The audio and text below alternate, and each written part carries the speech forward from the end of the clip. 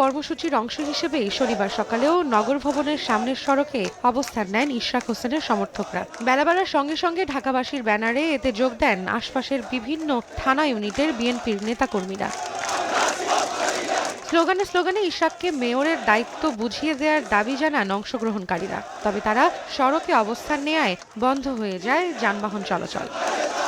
Gazette প্রকাশের পরও ইশরাককে কেন মেয়রের দায়িত্ব বুঝিয়ে দেওয়া হচ্ছে না সে প্রশ্ন তুলে দ্রুত শপথ গ্রহণ অনুষ্ঠান আয়োজনের আহ্বান বিক্ষোভকারীদের। এই শপথ গ্রহণ এসে বিলম্বিত হচ্ছে, আমরা এটা নিয়ে শঙ্কিত। নগর পিতাকে দায়িত্ব দেওয়া হোক এবং আমাদের নগরবাসীর ইচ্ছা পূরণ করা হোক। যদি গড়িমসি করে তাকে শপথ নিতে তারা ব্যর্থ হয়, তাহলে আমরা এই আন্দোলন প্রতিটি অলি গলিতে ঢাকা শহরে ছড়িয়ে দেব।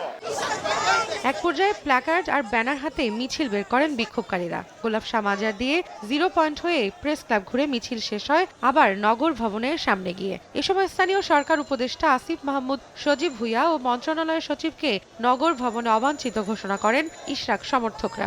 সরকারের উপদেষ্টাদের মধ্যে 2-1 জন অতি উৎসাহী, যারা অতি দুর্নীতিবাজ, ইতিমধ্যে যারা প্রমাণিত হয়েছেন গত 8 মাসে, তারা একটা পক্ষ চাচ্ছে না যে এখানে কোনো নির্বাচিত প্রতিনিধি বসুক। স্থানীয় সরকার পল্লী উন্নয়ন সভায় উপদেষ্টা আসিফ মাহমুদ, সজীব ভুঁইয়াকে ঢাকা সিটি কর্পোরেশনে অবাঞ্ছিত ঘোষণা করলাম।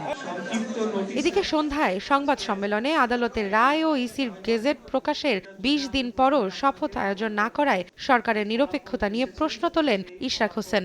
এ সময় রায়ের সমালোচনাকারীরা আদালত অবমাননা করছে বলেও মন্তব্য করেন তিনি। স্পষ্টতই বোঝা যায় যে একটি সরকারের ভেতর একটি সরকার রয়েছে যারা এখন দলীয় আচরণ করছে, তারা একটি বিশেষ দলকে সুবিধা দেওয়ার জন্য তাদের পলিসি অনুযায়ী তারা কাজ করে চলেছে।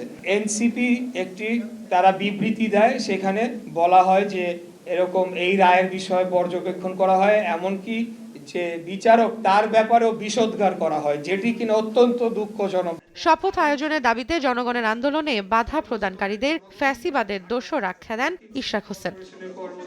রৌনক নিয়ন্তা, সময় সংবাদ, ঢাকা।